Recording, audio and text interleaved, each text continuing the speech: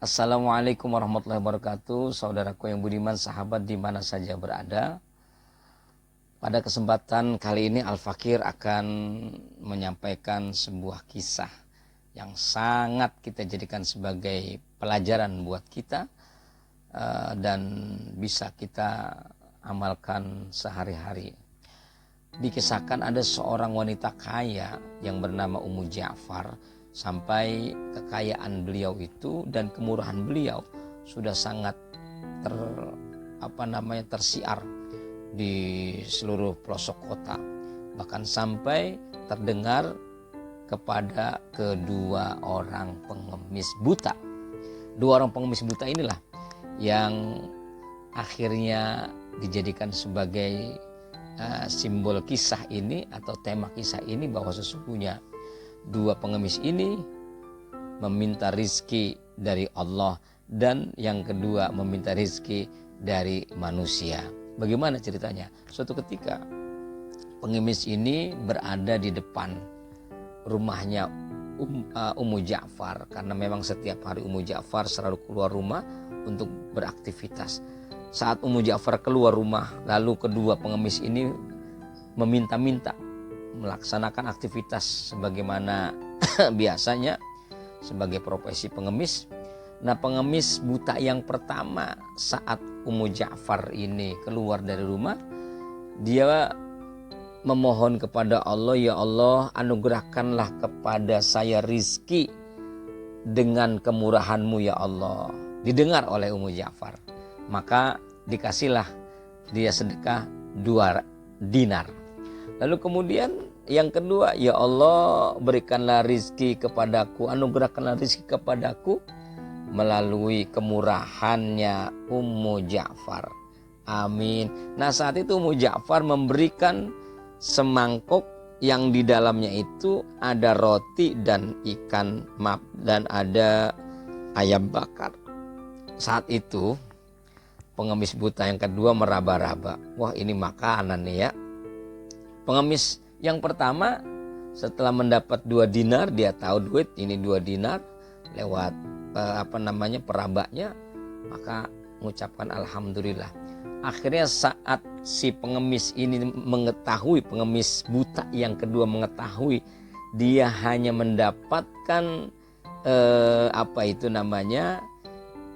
ayam bakar dan roti, lalu dia menawarkan kepada pengemis yang pertama,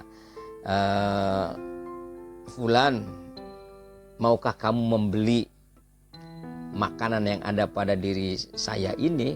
Boleh pengasih dari Ummu Ja'far, "dengan harga yang kamu pegang di tangan." "Oh ya udah, saya belilah." Dibeli sama pengemis yang pertama. Setelah pengemis yang pertama dibeli, diterimalah duit sebanyak 2 dinar. Maka pulanglah kedua pengemis ini ke rumah masing-masing. Saat pengemis pertama melihat, dia memang buta tapi melihatnya dengan mata batin, melihat makanan yang ada di mangkoknya dikasih oleh kepada keluarganya, ya nih makan rezeki gitu kan.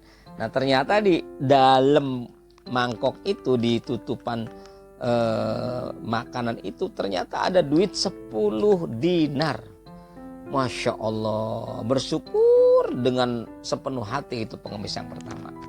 Keesokan harinya pun demikian. Ini 2 orang pengemis yang buta itu tadi kembali beraktivitas di depan rumahnya Ummu Ja'far. Sampai kejadian ini 10 hari. Maka suatu hari Ummu Ja'far pun sekedar menjalin komunikasi. Apa yang dikatakan oleh Ummu Ja'far, "Wahai pengemis,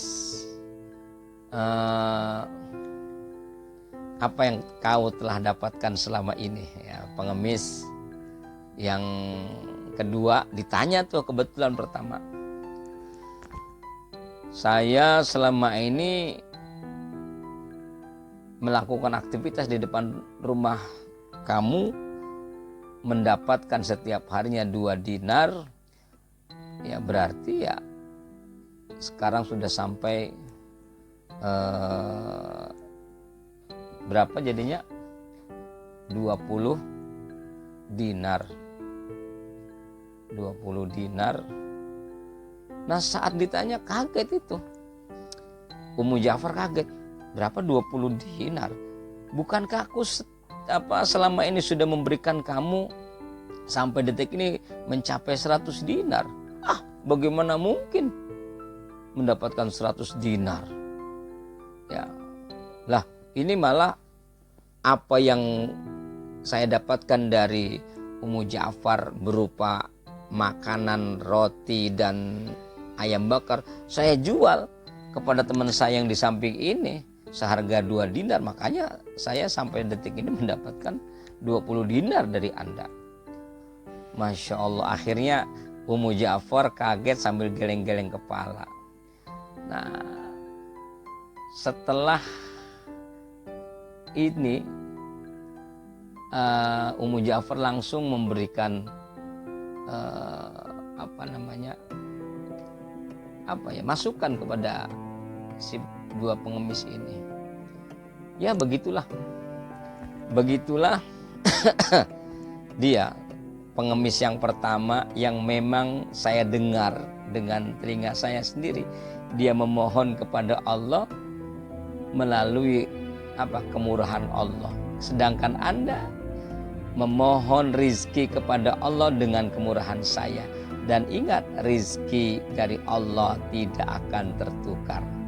Maka Ummu Ja'far menegaskan bahwa barang siapa yang mengadukan kefakirannya kepada Allah, mengadukan kesulitannya kepada Allah, pasti Allah akan memberinya dari arah yang enggak kita sangka, min haitsu la yahtasib.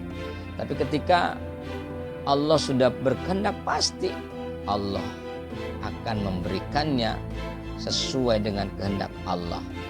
Tapi kalau kita seandainya kita berharap dari manusia, maka siap-siaplah kecewa. Masya Allah, luar biasa kisah ini.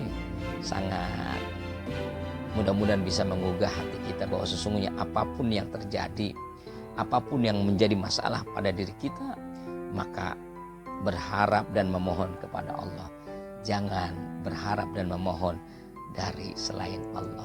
Kisah ini diungkap oleh Abu Hafs Umar bin Hasan An-Nasaiburi As-Samarqandi, ya, di dalam kitab Nailul Hadis fi Hikayatil Hadis di halaman 62.